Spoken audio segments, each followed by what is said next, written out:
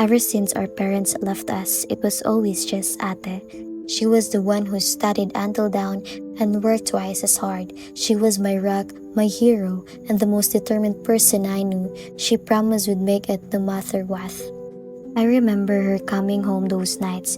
The exhaustion was written all over her face, her shoulders slumped, her eyes heavy. She was carrying the weight of our entire world on her back, and I didn't realize how heavy it truly was. I didn't care back then. I just handed her my tuition forms. I saw her jaw tighten, that flash of irritation in her eyes. She was drowning and I was just asking for more. She collapsed onto the couch. I could see her mind racing, desperate to find a way to pay for my future when we barely had enough for today. Then, the shadows crawled in. Someone's offered her a way out, a magic fix for the stress and the bills. I saw the doubt in her tear-filled eyes, the way her hands shook. But when you're desperate, even when a poison looks like a lifeline, she took the number. When the schools barred me from my exams, I snapped. I didn't see her pain. I only saw my ruined dreams. I screamed, I blamed her, and I shoved her aside like she was the enemy. She just stood there, stunned, holding that school policy paper I'd shoved at her. The disappointment in her eyes broke my heart later. But at that moment, it pushed her over the edge. She took out the number and she made the call. That was the day my sister died. Even if she was still breathing, she chose a path of darkness to keep me in the light. She started selling, trading her soul to pay for my books and my uniform.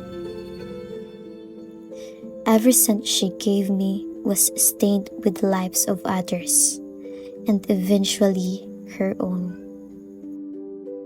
She thought she was saving us, but she was only building our house on a bonfire. Suddenly, money wasn't an issue. She was relaxed, too relaxed. When she handed me the tuition fee, her eyes were glazed. I was confused. Where did it come from? The sister I knew was gone, replaced by a stranger with lip buckets and empty eyes. Suspicion turned into a screaming match. I saw the vials. I smelled the smoke. We fought. I yelled at her for becoming exactly what she always warned me against. But she couldn't hurt me anymore. The drugs were louder. The high took her somewhere I couldn't follow. She wasn't my auntie anymore. She was a ghost, lost in hallucination. I watched her stumble toward the edge, laughing at things that weren't there. She looked at the drop like it was a bed of feathers, convinced that the only way to finally stop feeling the weight of the world was to fly away from it.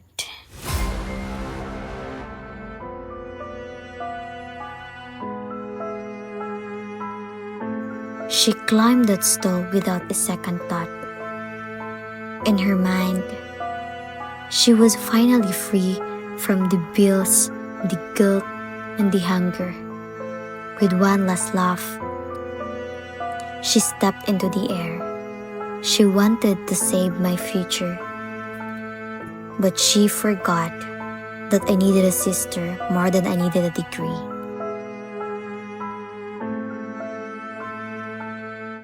Ang drogas muhatag nimo og pako, pero iyang papaon ang langit, hangtod nga wala na kay laing kapaingnan gawas sa yuta.